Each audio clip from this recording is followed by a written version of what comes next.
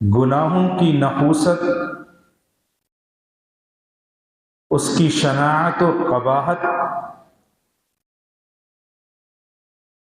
کو اگر انسان جان لے کہ گناہ خواہ چھوٹے ہوں یا بڑے ہوں کتنا خطرناک اور مہلک ہوتا ہے، اور اس کے ہماری زندگی میں کیسے کیسے اثرات مرتب ہوتے ہیں، اور کس طرح ہماری دنیا اور آخرت دونوں برباد ہو جاتی ہے، انسان کبھی بھی گناہ کرنے کی جسارت نہیں کرے گا۔ یہی وجہ ہے کہ امام غزالی رحمہ اللہ نے احیاء العلوم الدین کے اندر لکھا ہے، فرماتے ہیں کہ جس شخص کو گناہ کی نحوست اور اس کے نقصانات کا جتنا زیادہ علم ہوگا وہ شخص اتنا بڑا عالم ہوگا۔ عالم وہ نہیں ہے کہ جسے شریعت کا علم ہو گیا، در حقیقت وہ عالم ہے جسے گناہوں کے نقصانات، گناہوں کی قباحت اور گناہوں کی نحوست کا علم ہے، کیونکہ جسے علم ہوگا وہی گناہوں سے بچے گا۔ انسان کی یہ فطرت ہے کہ جس چیز کے نقصانات کا اسے علم ہوتا ہے، اس کی خطرناکی کا اسے علم ہوتا ہے، وہ اس سے بچتا ہے، اپنے آپ کو بچاتا ہے۔ زہر لا کے دے دیا جائے کہ کھا لو تو کوئی نہیں کھائے گا، کیونکہ انسان کو علم ہے کہ اگر اس زہر کو میں کھا لوں گا تو مر جاؤں گا۔ یہ جان لینے والی چیز ہے، ہلاک کر دے گی، اسی لیے انسان زہر کو نہیں کھاتا۔ لہذا گناہ بھی ایک بہت بڑا زہر ہے جو انسان کے اعمال صالحہ کو برباد کر دیتا ہے۔ اللہ تبارک و تعالی کے نزدیک اسے مبغوض بنا دیتا ہے، اس کی کوئی وقعت نہیں رہتی، حیثیت نہیں رہتی، مقام نہیں رہتا اس کا۔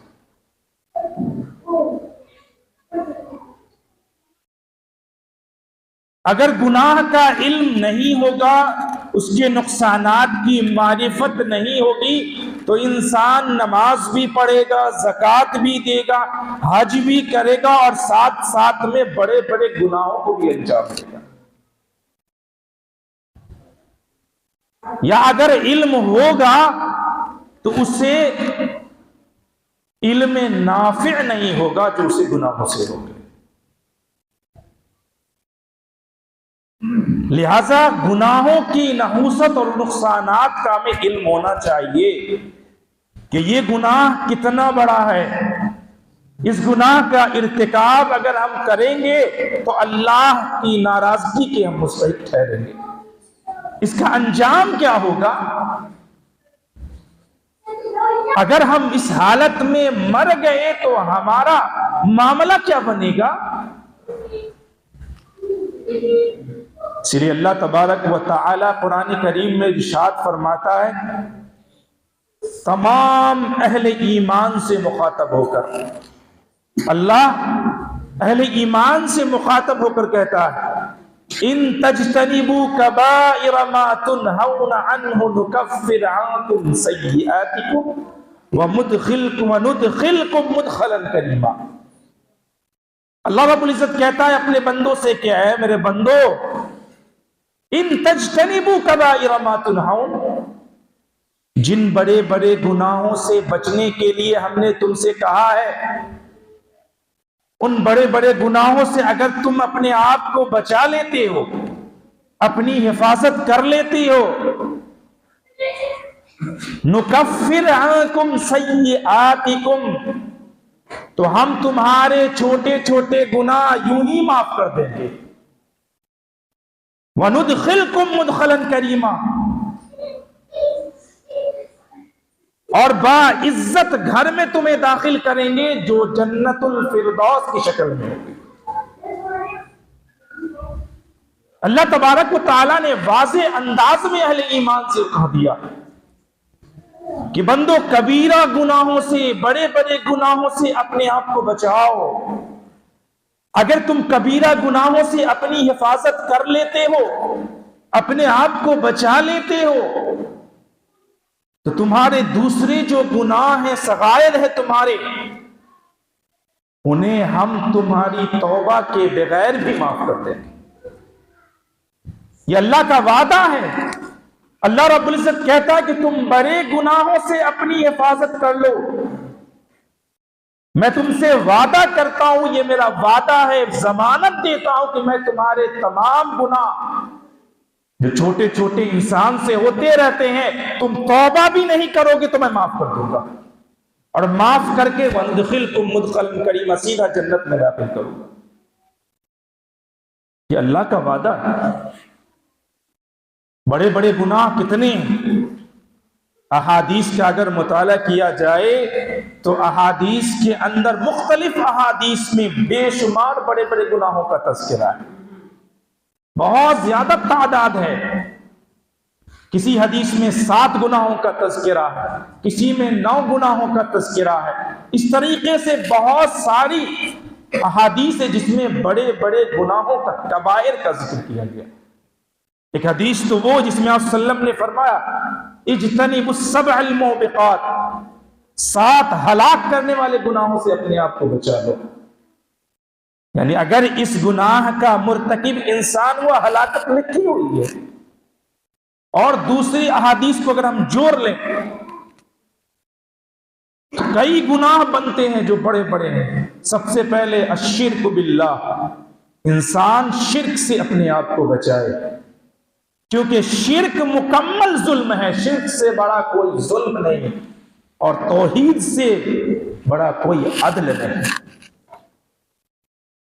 شرک پر انسان مر گیا مخلد فی النار ہے، بغیر توبہ کے مرا، ہمیشہ کا جہنمی، ہم فیہا خالدون، ہمیشہ جہنم میں رہے گا۔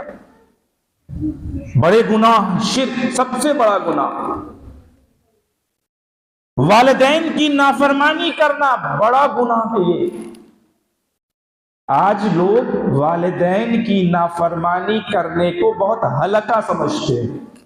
حقیقت یہ ہے کہ والدین کی نافرمانی یہ کبائر میں سے ہے، کبیرہ گناہ میں سے ہے، اور کبیرہ گناہ آپ جانتے ہیں کہ بغیر توبہ کے معاف نہیں ہوتے۔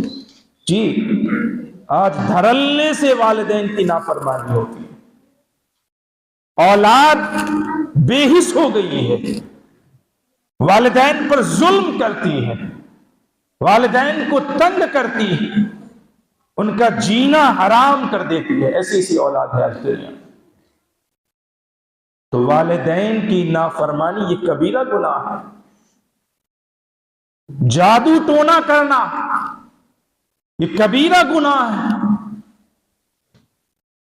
واکل الربا، سود کھانا یہ کبیرہ گناہ ہے۔ یتیموں کا استحصال کرنا، اس کے مال کو ہڑپ لینا، کھا لینا کبیرہ گناہ ہے۔ میدان جنگ سے بھاگنا کبیرہ گناہ ہے۔ لوگوں پر، معصوم عورتوں پر، لوگوں پر الزامات کے بوچھار کر دینا یہ کبیرہ گناہ ہے۔ تہمتیں لگانا، طرح طرح کی تہمتوں سے انہیں نوازنا یہ کبیرہ گناہ ہے۔ زنا کبیرہ گناہ ہے۔ بہن کا، بیٹیوں کا حصہ وراثت میں مار لینا کبیرہ گناہ ہے۔ آپ جتنی نمازیں پڑھ لیں، روزہ رکھ لیں، زکوٰۃ دے لیں، اگر اس ظلم کو کر کے آپ مر گئے ہیں کوئی نہیں بچا سکتا ہے۔ تو یہ اتنے کبائر ہیں، ان کے علاوہ اور بھی بے شمار گناہ ہیں جو کبیرہ گناہوں کی فہرست میں آتی ہیں۔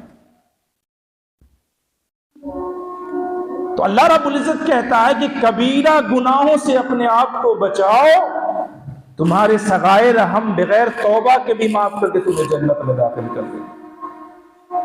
اللہ کا وعدہ ہے اپنے بندوں سے۔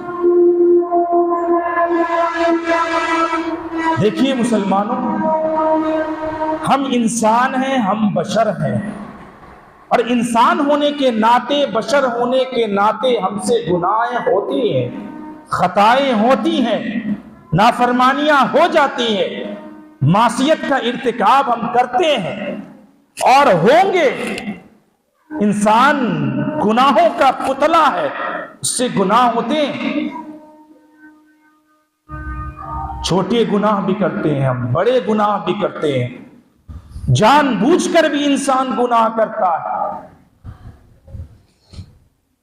اور انجانے میں بھی انسان گناہ کرتا ہے، لا علمی میں بھی گناہ کرتا ہے۔ لیکن ایک مومن اور ایک غیر مومن، ایک مومن اور ایک فاسق و فاجر کے درمیان میں، اس کے گناہوں کے درمیان میں کیا فرق ہے، اس کو سمجھنے کی ضرورت ہے۔ اور اس کو سمجھنے کے لیے سب سے پہلے ہمیں یہ جاننا ضروری ہے کہ ایک مومن کی نگاہ میں گناہ کی کیا حیثیت ہے، ایک مومن گناہ کو کس طرح سے دیکھتا ہے، کیسا سمجھتا ہے، اور ایک کافر، ایک فاسق و فاجر، اس کی نگاہ میں گناہ کی کیا حیثیت ہے، اس کو وہ گناہ کو کس طریقے سے لیتا ہے۔ اللہ کے نبی صلی اللہ علیہ وسلم نے ایک حدیث میں، بڑی پیاری حدیث ہے، اور حدیث میں آپ صلی اللہ علیہ وسلم نے اس فرق کو بالکل واضح انداز میں بیان کر دیا کہ ایک مومن کی نگاہ میں گناہ کی کیا حیثیت ہے اور ایک فاسق و فاجر کی نگاہ میں گناہ کی کیا حیثیت ہے۔ آپ صلی اللہ علیہ وسلم نے فرمایا ان المؤمن یری ذنوبہ، مومن گناہ کو اس طرح سے دیکھتا ہے، اس کی نگاہ میں گناہ اس طریقے سے، اس طرح ہے کأنہ قائد تحت جبل، جیسے کہ وہ ایک پہاڑ کے نیچے کھڑا، ایک چٹان کے نیچے کھڑا ہوا، یخاف ان یقع علیہ، اور وہ ڈر رہا ہے کہ کہیں وہ چٹان، وہ پہاڑ اس کے سر پر گر نہ پڑے۔ گناہوں کا بوجھ، وہ یہ دیکھتا ہے کہ گناہ کتنی خطرناک چیز ہے۔ جس طریقے سے ایک پہاڑ اگر کسی کے سر پر، کسی کے بدن پر گرے تو انسان بچے گا نہیں، اس طریقے سے اگر گناہ میں انسان ملوث ہوا، ایک مومن یہ سمجھتا ہے کہ اگر میں اس گناہ میں ملوث ہو گیا، اس کا میں مرتکب ہو گیا تو میں بچوں گا نہیں۔ لیکن وَإِنَّ الْفَاجِرَ يَرَى ذُنُوبَهُ، لیکن ایک فاسق و فاجر انسان گناہ کو اس طریقے سے دیکھتا ہے، اس کی نظر میں گناہ کی حیثیت ایسی ہے جیسے کذباب مر علی انفہ، کہ جس طریقے سے کوئی مکھی بیٹھی اور ہم نے اسے اڑا دیا۔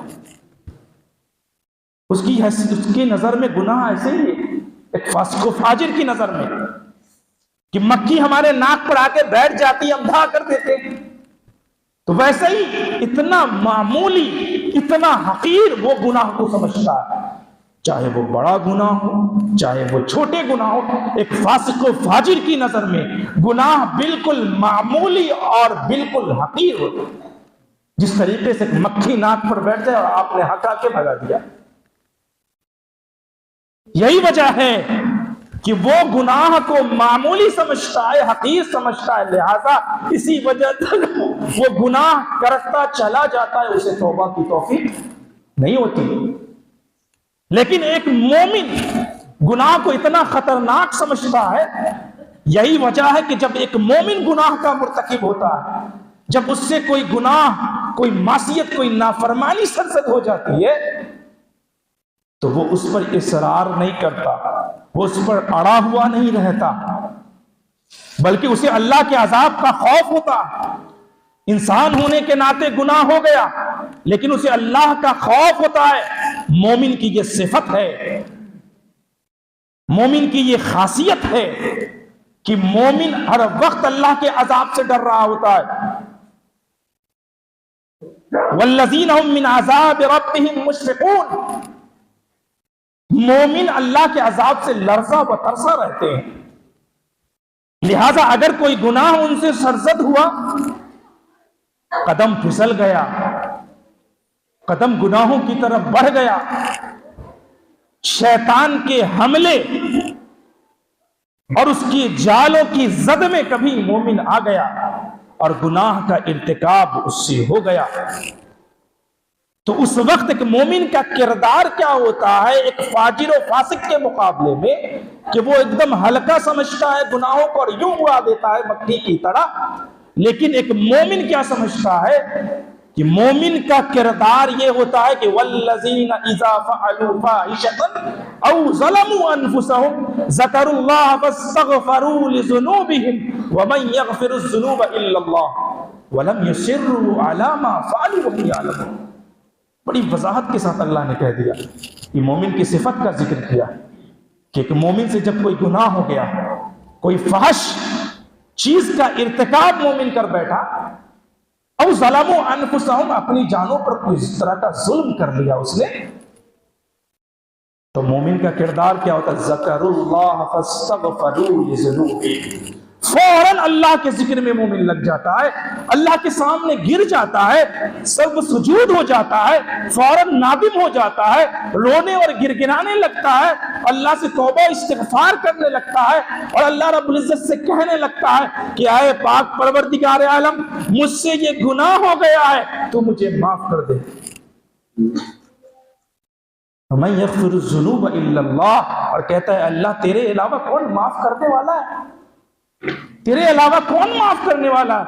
وَلَمْ يُصِرُّوا عَلَى مَا فَعَلُوا وَهُمْ يَعْلَمُونَ، قرآن کہتا ہے، اللہ کہتا ہے کہ مومن کبھی بھی اپنے گناہوں پر اڑا ہوا نہیں ہوتا، فوراً توبہ کر لیا، فوراً استغفار کر لیا، فوراً اپنی گاڑی کو یوں ٹرن دلایا اور فوراً اپنے اللہ کی طرف رجوع کر لیا، اپنے رب کی طرف واپس پلٹ آیا، اس سے پہلے کہ وہ بہت آگے نکل جائے اور لوٹنے کی جگہ نہ ملے، لوٹنے کا موقع نہ ملے، یا اس سے پہلے کہ موت اسے جکڑ لے اور موت کے آہنی پنجے اسے کھینچ کر اس دنیا سے لے جائے اور نافرمانی کی حالت بھی اس کی موت ہو جائے، مومن فوراً اللہ کے سامنے جھک کر اپنے گناہوں سے تائب ہو جاتا ہے، فوراً توبہ استغفار ایک مومن اللہ کے سامنے کر لیتا ہے۔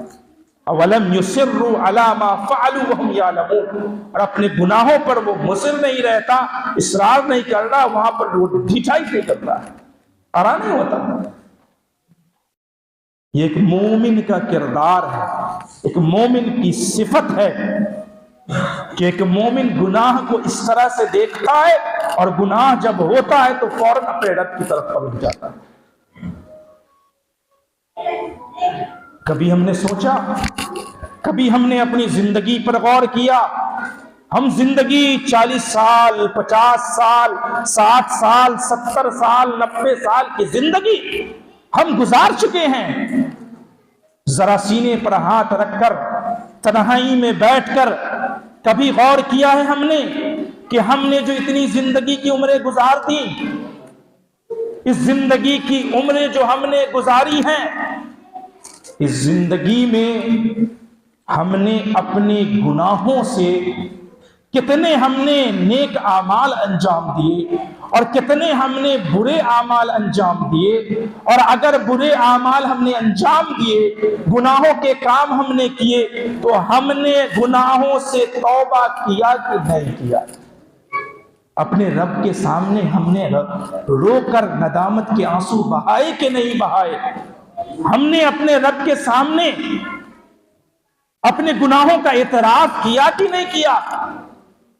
حضرت عمر فرماتے تھے الندم توبہ، ندامت ہی اصل توبہ ہے۔ انسان کو یہ ندامت ہو جائے، احساس ہو جائے کہ ہم نے یہ گناہ کیا ہے۔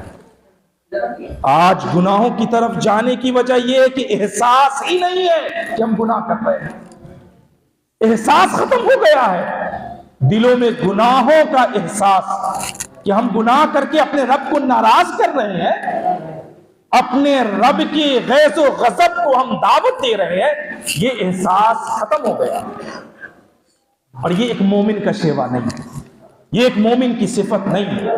مومن سے اگر گناہ ہوتا ہے تو وہ فوراً اس کو احساس ہوتا ہے اور فوراً اپنے رب کی طرف وہ پلٹ جاتا ہے۔ تو ہم نے جو اتنی زندگی گزاری، ان گزاری ہوئی زندگی میں ہم نے توبہ کیا کہ نہیں کیا؟ اور اگر نہیں کیے ہیں تو ابھی بھی زندگی کی سانسیں چل رہی ہیں، اس سے پہلے کہ موت کا فرشتہ آپ کے سامنے ملک الموت پہنچ جائے اور آپ کی جان کو آپ کے جسم سے کھینچ کر لے جائے اللہ کی بارگاہ میں، اس سے پہلے انسان توبہ استغفار کر کے اپنے رب کے سامنے نادم ہو جائے اور اپنے گناہوں کی معافی تلافی کرا لے۔ مسلمان توجہ کے ساتھ سنیے، توجہ چاہتا ہوں آپ لوگوں کی، ضرورت اسی بات کی ہے کہ ہم گناہ کر رہے ہیں تو گناہ ہوں گے، انسان ہونے کے ناطے تو ہم گناہ سے توبہ کر رہے ہیں کہ نہیں کر رہے ہیں، ورنہ اس کے جو اثرات زندگی میں مرتب ہوتے ہیں، کیا کیا اثرات مرتب ہوتے ہیں۔ اب اس پہلو کی طرف ہم آئیں گے کہ انسان گناہ کرتا ہے، چاہے چھوٹے گناہ ہوں، بڑے گناہ ہوں، چھپا کر کر رہا ہے یا دکھا کر علل اعلان کر رہا ہے، تو گناہوں کے اثرات ہماری زندگی میں کب مرتب ہوتی ہیں، گناہیں کب اپنا اثر ہماری زندگی میں دکھاتی ہیں۔ یاد رکھیے مسلمانوں، گناہ جب عادت بن جائے، گناہ جب عادت بن جائے، ہماری صبح گناہوں میں گزرے، ہماری شام گناہوں میں گزرے، ہمارا دن گناہوں میں گزرے، ہماری رات گناہوں میں گزرے، ہماری مجلسیں گناہوں میں گزرے، ہماری صحبتیں گناہوں میں گزرے، ہمارا کھیل گناہوں میں گزرے، ہماری بیٹھک گناہوں میں گزرے، ہماری کمائی گناہوں میں گزرے، ساری چیزیں جب گناہ عادت بن جائے، گناہ انسان کو چاروں طرف سے گھیر لے، ہمارا علم گناہوں میں گزر جائے، ہمارے افکار گناہوں میں گزر جائے، احاطت به خطیئته فاولئک اصحاب النار هم فیها خالدون۔ اللہ کہتا ہے بلا من کسب سیئۃ واحاطت به خطیئته فاولئک اصحاب النار هم فیها خالدون۔ گناہ جب گھیر لے انسان کو چارے طرف سے، آگے بھی گناہ، پیچھے بھی گناہ، دائیں بھی گناہ، بائیں بھی گناہ، ہر طرف سے گناہ سے انسان گر گیا ہے، اور اس گناہ گرے ہوئے گناہوں میں اگر شرک ہے اور اس پر مر گیا ہے تو ہم فیہا خالدون، تمام گناہوں کے ساتھ اگر اس میں شرک بھی ہے ہم فیہا خالدون، وہ ہمیشہ کا جہنم میں ہوگا، بچے گا نہیں، کبھی نہیں بچے گا۔ آج گناہ عادت بن گئی ہے ہماری، ہم گناہ کرتے ہیں تو ہمیں اس کا احساس کہیں نہ کہیں ہوتا ہے، اس کا اثر دکھتا ہے۔ آپ گناہ کرتے ہیں تو آپ کو زندگی میں اس کا اثر دکھے گا۔ لوگ یہ سمجھتے ہیں کہ ہم نے گناہ کر لیا یا کوئی نافرمانی اور معصیت کر لی تو دنیا میں اس کی سزا ہم کو نہیں ملے گی، مرنے کے بعد اللہ رب العزت کے یہاں اس کی سزا ملے گی۔ یاد رکھیے اللہ رب العزت گناہوں کی سزا دنیا میں بھی دیتا ہے، اور پھر گناہ ایسے کہ جس کی سزا آخرت میں اللہ رب العزت دیتا ہے، اس کا اثر انسانی زندگی پہ پڑتا ہے اور بہت گہرا پڑتا ہے۔ آج گناہ عادت بن چکی ہے ہماری مسلمانوں، والدین کی نافرمانی ہو رہی ہے، احساس نہیں ہے، شرک کر رہے ہیں، احساس نہیں ہے، گناہ کے کام کر رہے ہیں، احساس نہیں ہے، سود کھا رہے ہیں، احساس نہیں ہے، شادی بیاہ میں رسم و رواج کو اس طریقے سے اختیار کیے ہوئے احساس نہیں ہے۔ ہماری شادیاں جو معاشرے میں آج ہو رہی ہے وہ بالکل خلاف شرع ہو رہی ہے، اسلامی شریعت کے مطابق نہیں ہو رہی۔ وہ یہودیوں اور غیر مسلموں کا طریقہ ہے جس کو ہم نے اختیار کر لیا ہے۔ احساس نہیں ہے، ڈھول تاشے ڈی جے پر ڈانس کر رہے ہیں، لڑکے لڑکیاں تھرک رہے ہیں، احساس نہیں ہے۔ اللہ رب العزت کے یہاں ہم کیا جواب دیں گے؟ احساس نہیں۔ نافرمانی ہو رہی ہے، احساس نہیں۔ مال ہڑپ رہے ہیں دوسروں کا، احساس نہیں۔ دوسرے کی کھیت کی آری جوت رہے ہیں، احساس نہیں ہے۔ دوسرے کی زمینیں ہڑپ رہے ہیں، احساس نہیں ہے۔ ایک دوسرے پر الزام تراشیاں کر رہے ہیں، رشوتیں کھا رہے ہیں، احساس نہیں۔ زنا کر رہے ہیں، احساس نہیں۔ احساس ہوگا تبھی تو گناہ کو انسان چھوڑ کر اپنے رب کی طرف آئے گا۔ احساس ہی ختم ہو گیا، نتیجہ یہ ہوا کہ انسان گناہ پہ گناہ، گناہ پہ گناہ، گناہ پہ گناہ کر رہا ہے۔ اس کا مطلب یہ ہے کہ ہم نے گناہوں کو بہت ہی آسان اور لائٹلی لے لیا ہے، بہت ہی معمولی سمجھ رکھا ہے، حقیر سمجھ رکھا ہے۔ اللہ کے نبی صلی اللہ علیہ وسلم نے فرمایا ایاکم ومحقرات الذنوب، گناہ کو حقیر سمجھنے سے بچا کرو، چاہے گناہ چھوٹے ہوں یا بڑے ہوں، گناہ گناہ ہوتا ہے، اس کو حقیر سمجھنے سے بچا کرو، معمولی نہ سمجھو۔ امام ابن قیم رحمہ اللہ کہتے ہیں کہ چھوٹے گناہ، صغائر جو ہوتے ہیں، چھوٹے گناہ سب سے پہلے اس سے بچا کرو، کیونکہ چھوٹے گناہ ہی بڑے گناہوں کی سیڑھیاں ہوا کرتی ہیں۔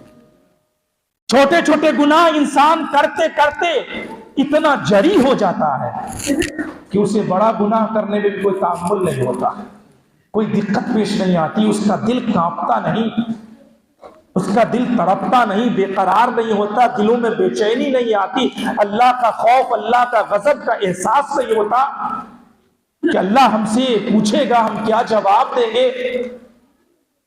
اللہ کے سامنے کھڑے ہونے کا احساس ختم ہو گیا، تبھی تو گناہ ہو رہا ہے۔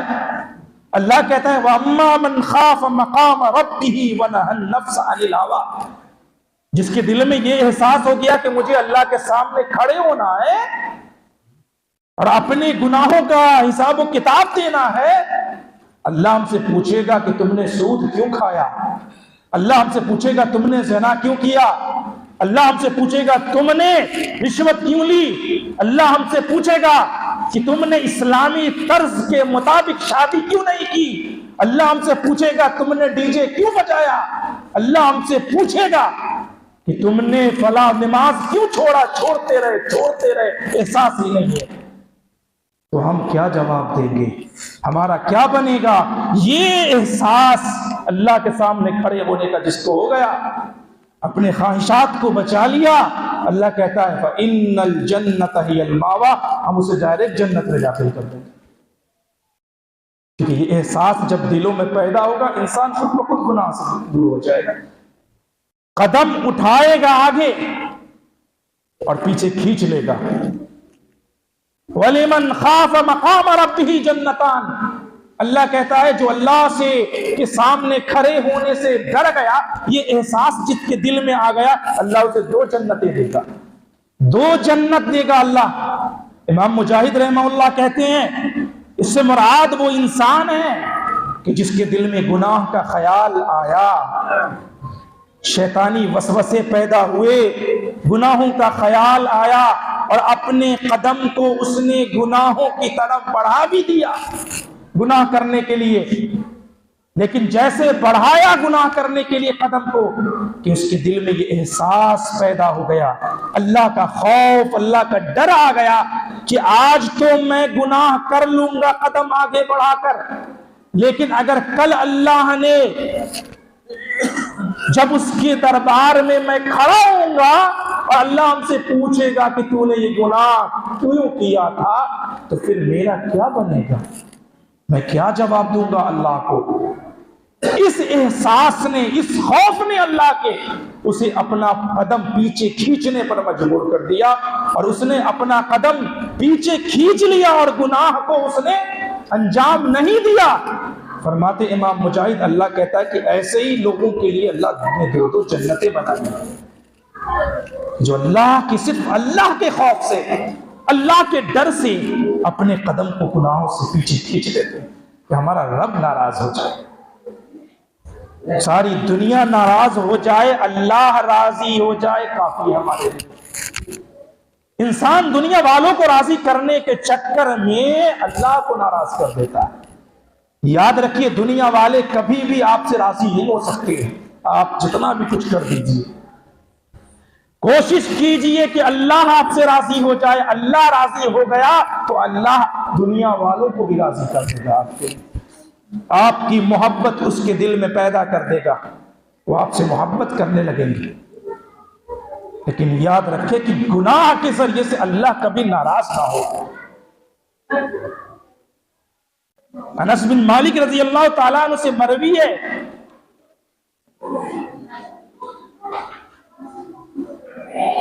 لو تعلمون اعمالا هي ادق في اعينكم من الشعر كنا نعدها على عهد رسول الله صلی اللہ علیہ وسلم من الموبقات۔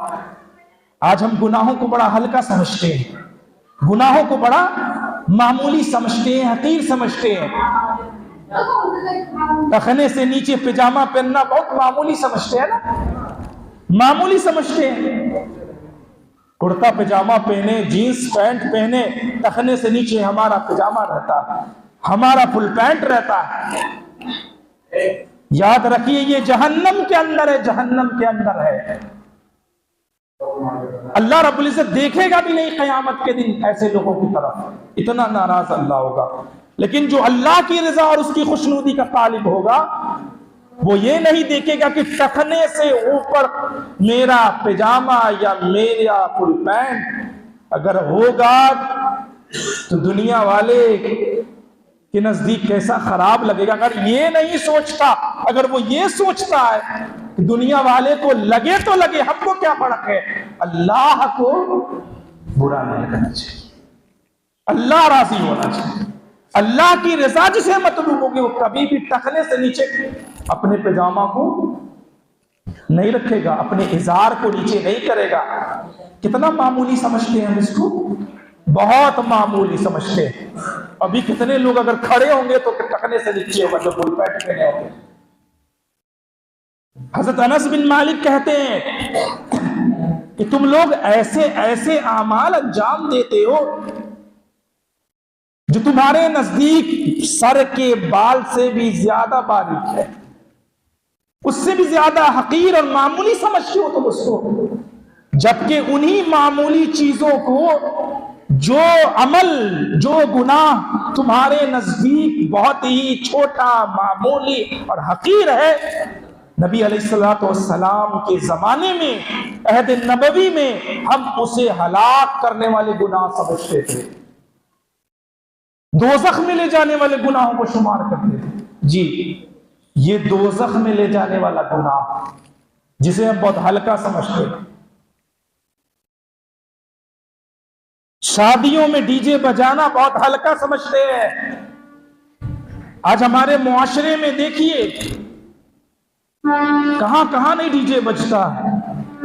آپ اپنے علاقے میں دیکھ لیجئے، ابھی میں مظفر پور میں رہا، چاروں طرف مسلمانوں کی شادی ہو رہی ہے، خوب ڈی جے بج رہا ہے، بھوجپوری گانے سن رہے ہیں لوگ، فحش گانے سن رہے ہیں جنہیں سن کر شیطان بھی شرما جائے گا۔ ہمارے معاشرے میں بھی بہت زیادہ ڈی جے بجتا ہے اور لوگ خوب تھرکتے ہیں، سمجھتے ہیں کہ بہت بڑا کام کرے، شیطان خوب خوش ہو رہا ہے، ہم بڑا معمولی سمجھ رہے ہیں۔ اور بیچارہ گاؤں کا امام صاحب کیا کرے، امام صاحب تو بتاتے بتاتے تھک گئے ہوں گے لیکن لوگ چھوڑنے کا نام نہیں لیتا۔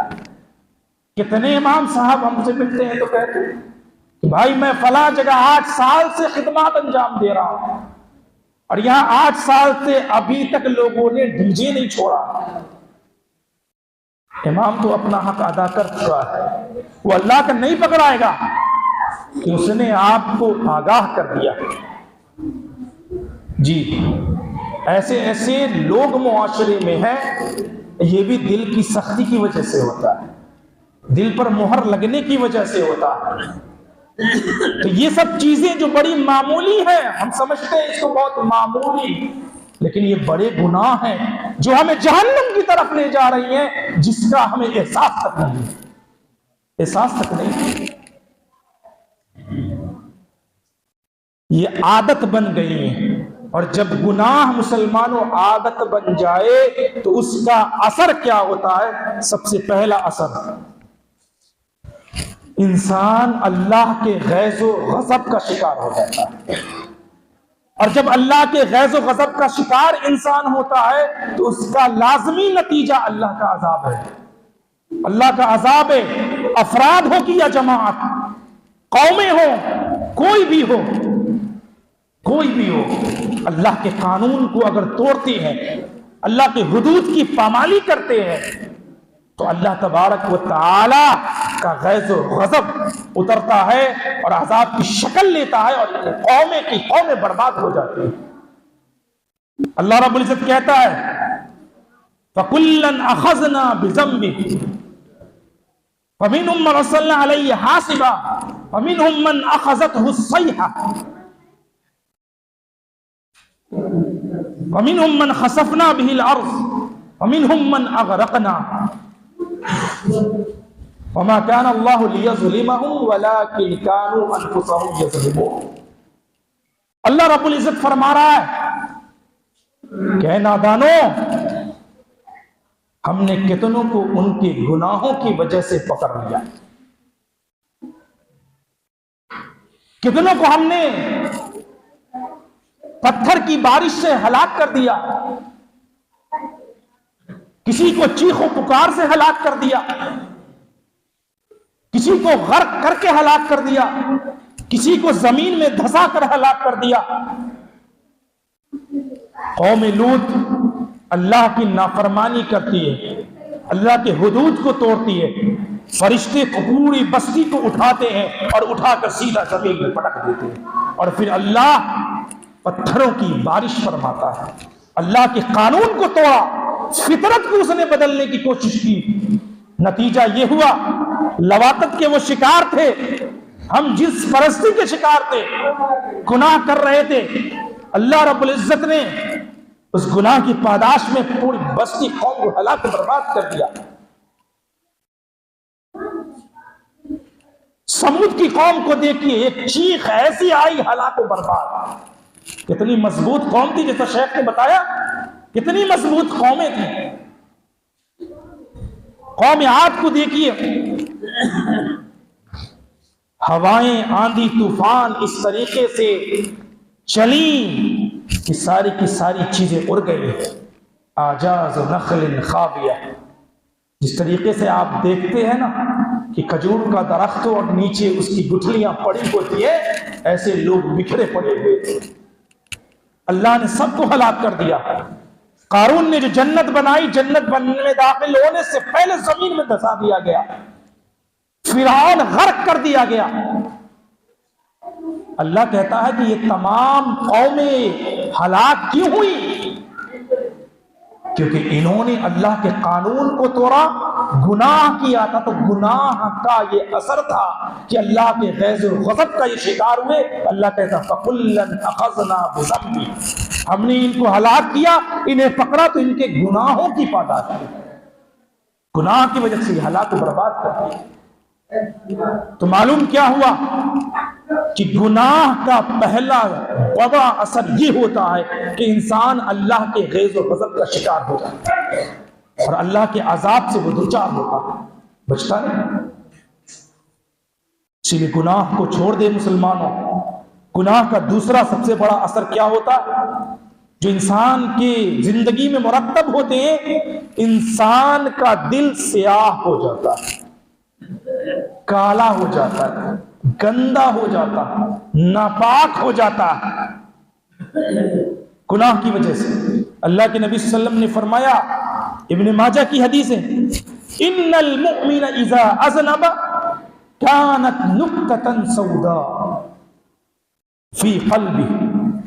اور صلی اللہ علیہ وسلم نے فرمایا کہ جب ایک بندہ، ایک مومن، ایک انسان جب کوئی گناہ کرتا ہے تو اس کے دل پر ایک سیاہ کالا دھبا لگ جاتا ہے، اور اگر وہ گناہوں کا سلسلہ جاری رکھتا ہے،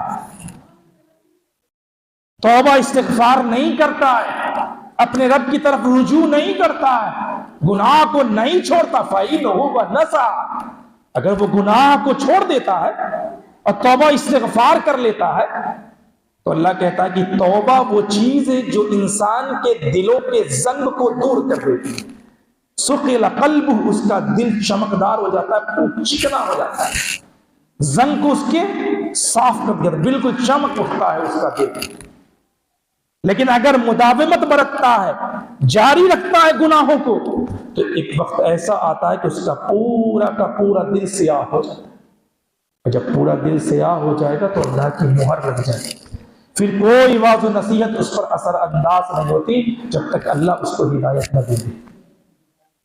یہ گناہوں کا اثر ہے، ایک گناہ ہم نے کیا کالا دھبا پڑ گیا، دو گناہ کیا پھر دھبا پڑ گیا،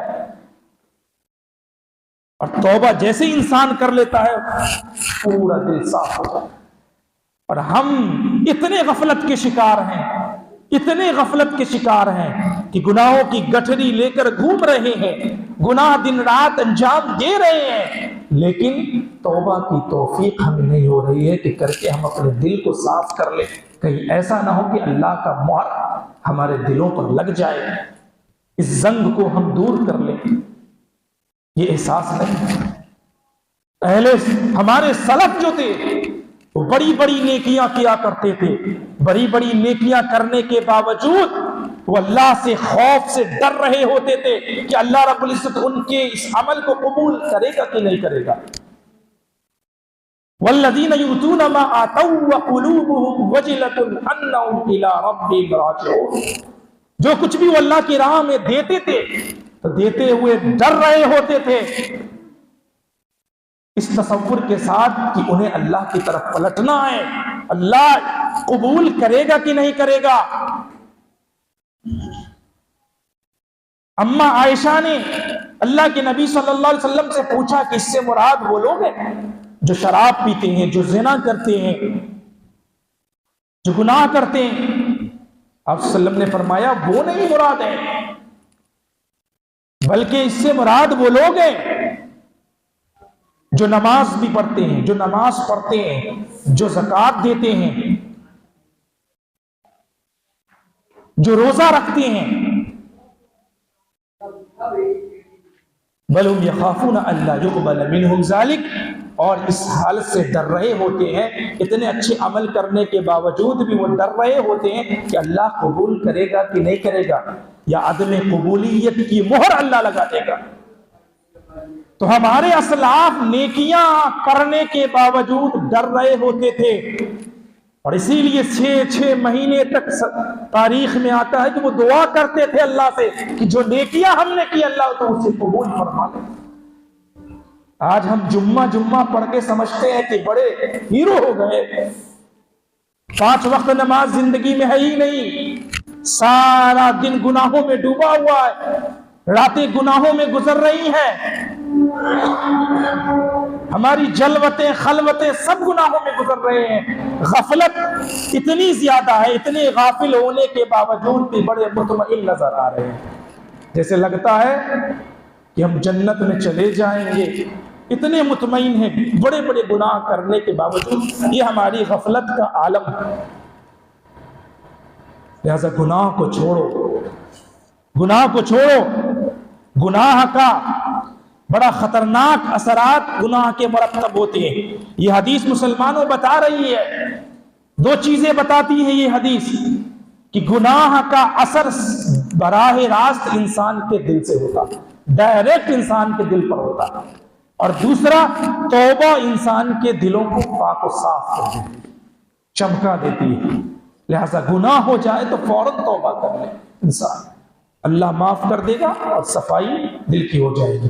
ایسا نہیں ہے کہ گناہ ہو گیا تو ہم مایوس ہو جائیں، نہیں، مایوسی کفر ہے۔ اور یاد رکھیے ایک حدیث، صحیح حدیث کے اندر اللہ کے نبی نے یہ بیان فرمایا، شرک کے بعد مایوسی کو ذکر کیا ہے کہ اللہ کی رحمت سے مایوسی یہ کبیرہ گناہ ہے۔ اگر آپ مایوس ہو گئے تو اس کا مطلب یہ ہے کہ آپ اللہ کی رحمت جو لازوال لامحدود رحمت ہے اللہ کی، اس پر آپ کو یقین نہیں، آپ کو بھروسہ نہیں، اعتماد نہیں ہے۔ لہذا پہلی تو گناہ سے بچیے، گناہ ہو جائے تو فوراً توبہ کیجیے۔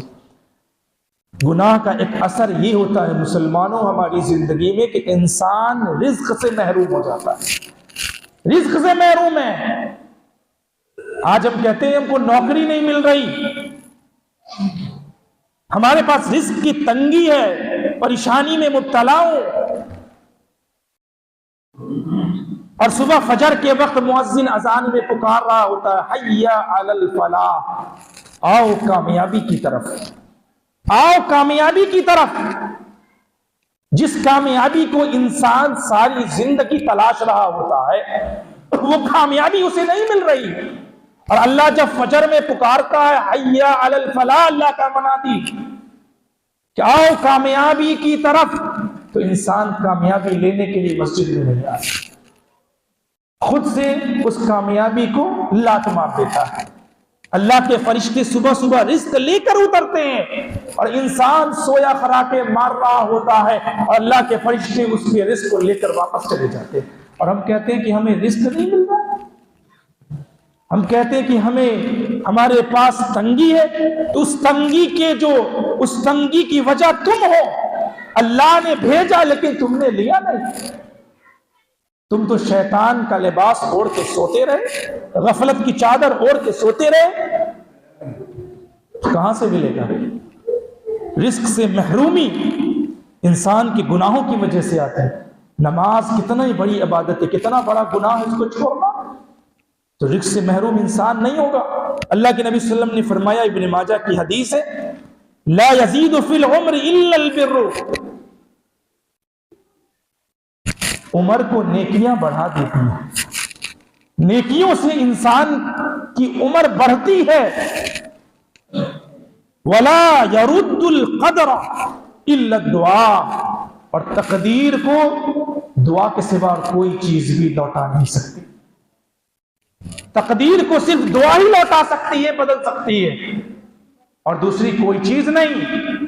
اور تیسری چیز آپ صلی اللہ علیہ وسلم نے فرمایا وَإِنَّ الرَّجُلَ لَيُحْرِمَ الرِّزْقَ بِالذَّنبِ يُصِيبُهُ، اور انسان اپنے گناہوں کی وجہ سے رزق سے محروم کر دیا جاتا ہے۔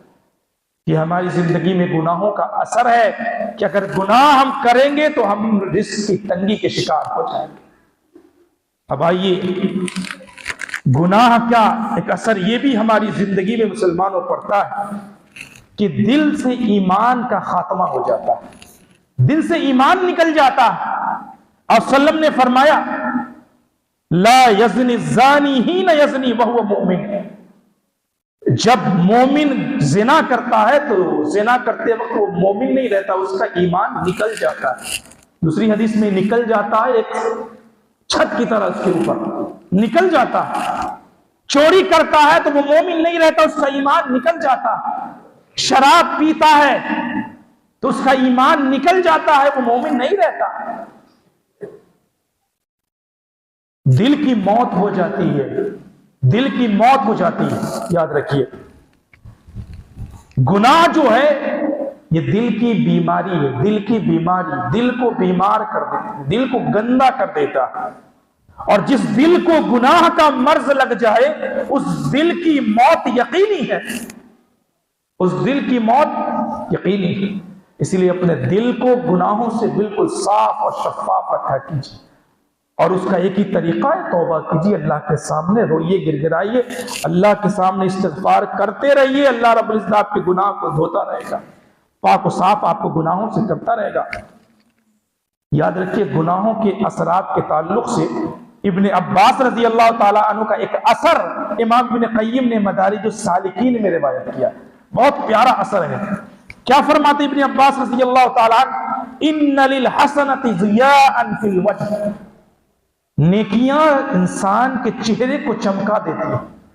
اگر آپ نیکی کرتے ہیں، اعمال صالحہ انجام دیتے ہیں، تو آپ کا چہرہ نورانی بن جاتا ہے، چمکنے لگتا ہے، وَنُورًا فِي الْقَلْبِ، دل چمکدار ہو جاتا ہے، روشن ہو جاتا ہے، دل میں نور پھوٹ جاتا ہے۔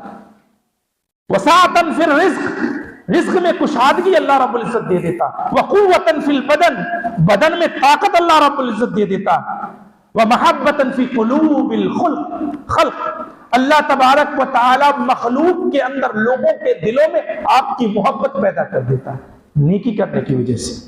لیکن جب انسان گناہ کا مرتکب ہوتا ہے، فرمایا وَإِنَّ لِلسَّيِّئَةِ سَوَادًا فِي الْوَجْهِ، لیکن جب انسان گناہ کرتا ہے تو اس کا چہرہ کالا سیاہ ہو جاتا ہے، کالا ہو جاتا ہے۔ وَظُلْمَةً فِي الْقَلْبِ، اس کے دلوں میں اندھیرا، ظلمت و تاریکی چھا جاتی ہے۔ وَوَهَنًا فِي الْبَدَنِ، دل کمزور ہو جاتا، بدن کمزوری کا شکار ہو جاتا ہے۔ وَنَقْصًا فِي الرِّزْقِ، رزق میں کمی ہو جاتی ہے، تنگی ہو جاتی ہے۔ وَبُغْضَةً فِي قُلُوبِ الْخَلْقِ، اور اللہ رب العزت لوگوں کے دلوں میں آپ کی نفرت پیدا کر دیتا ہے۔ گناہ سے کا اثر یہ ہوتا ہے کہ معاشرے میں لوگ آپ سے نفرت کرنے لگ جاتے ہیں، اور نیکی کا یہ فائدہ ہوتا ہے کہ معاشرے میں لوگ آپ سے محبت کرنے والے بن جاتے ہیں۔ اللہ آپ کی محبت دلوں میں پیدا کر دیتا ہے۔ اس سے معلوم یہ ہوتا ہے کہ اللہ کو گناہ کتنا مبغوض ہے۔ اللہ نہیں چاہتا کہ بندہ اس کا کبائر کا مرتکب ہو۔ اللہ کہتا ہے وَمَا ظَلَمَهُمُ اللَّهُ وَلَكِنْ كَانُوا أَنفُسَهُمْ يَظْلِمُونَ، اللہ کو کیا پڑی ہے کہ اللہ اپنے بندوں پر ظلم کرے؟ ارے انہوں نے تو خود اپنے اوپر ظلم کر لیا ہے، گناہ کر کے یہ خود اپنے اوپر ظلم کر رہے ہیں اور اپنے آپ کو جہنم کا مستحق بنا رہے ہیں۔ بہت پیارا اثر ہے، یاد رکھیے مسلمانوں۔ آخری بات کہ گناہ کا ایک اثر یہ ہے کہ انسان کو گناہ اندر سے کھوکھلا کر دیتی ہے، اندر سے انسان کو کھوکھلا کر دیتی ہے۔ اب آپ دیکھیے کہ ایک متقی، پرہیزگار، اللہ سے ڈرنے والا انسان ہے، نیکی کرنے والا انسان ہے، اور ایک انسان ہے جو فاسق و فاجر ہے، مشرک ہے، گناہ کرتا ہے۔ اب دونوں کا آپ تجزیہ کیجئے، دونوں کے کانفیڈنس لیول میں آپ کو زمین و آسمان کا فرق نظر آئے گا۔ ایک مومن کے اندر، جو ایک نیک انسان متقی کے اندر جو کانفیڈنس لیول ہوگا، وہ ایک کافر، ایک فاسق و فاجر اور مشرک کے اندر نہیں ہوگا۔ مشرک اور گنہگار، فاسق و فاجر اوپر سے کتنا ہی خوبصورت دکھے، اندر سے بزدل ہوتا ہے۔ مومن جتنا ہی کمزور اوپر سے نظر آئے گا، وہ اندر سے بہت زیادہ طاقتور اور مضبوط ہوتا ہے۔ کیونکہ انسان کا جسم جو ہے، یہ جو انسان جسم سے زیادہ روح کا نام ہے، روح کا نام ہے۔ انسان جسم سے زیادہ روح کا نام ہے۔ اگر روح مضبوط ہے تو جسم مضبوط ہے، اگر روح کمزور ہے تو جسم کمزور ہے، اگر روح مریض ہے تو انسان کا جسم مریض ہے، اگر روح خراب ہے تو انسان خراب ہے۔ اور ایک کافر کی روح خراب ہوتی ہے، ایک مومن کا روح بہتر ہوتا ہے۔ لہذا گناہ جو ہے وہ انسان کو اندر سے بالکل کھوکھلا کر دیتا ہے، کمزور کر دیتا ہے۔ ابن باز رحمہ اللہ عرب کے مفتی اعظم گزرے، 90 سال کی عمر انہوں نے پائی، 90 سال کی عمر، اندھے تھے، اندھے ہو کر بھی انہوں نے جو دنیا میں کارنامہ انجام دیا، وہ بڑی بڑی جماعتیں اور تنظیمیں نہیں دے سکی۔ اور جانتے وہ اتنی عمر کے ہو گئے، پھر بھی زندگی میں کبھی بھی اپنا جو ان کا کام تھا درس دینا اور فتوے دینا، اور جس کام پہ وہ مامور تھے، کبھی انہوں نے ناغہ نہیں کیا۔ لوگ ان سے پوچھتے تھے کہ آپ اتنے بیمار ہیں، اتنے کمزور ہو گئے، پھر بھی آپ اتنی نشاط کے ساتھ اتنا بڑا کام انجام دیتے ہیں، کیسے دیتے ہیں؟ انہوں نے کہا تھا، بڑا پیارا جواب دیا تھا کہ انسان کی روح جب مضبوط ہوتی ہے تو جسم کی کمزوری کچھ معنی نہیں رکھتی، جسم کی کمزوری کوئی معنی نہیں رکھتی۔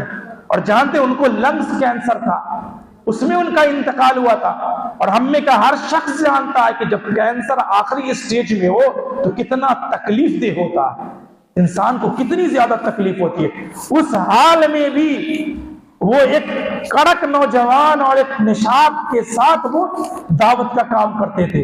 اور جس رات ان کا انتقال ہوا 3 بجے بھور میں، ان کی زندگی کی آخری رات تھی، اس رات بھی انہوں نے دعوت و تبلیغ کا کام کیا.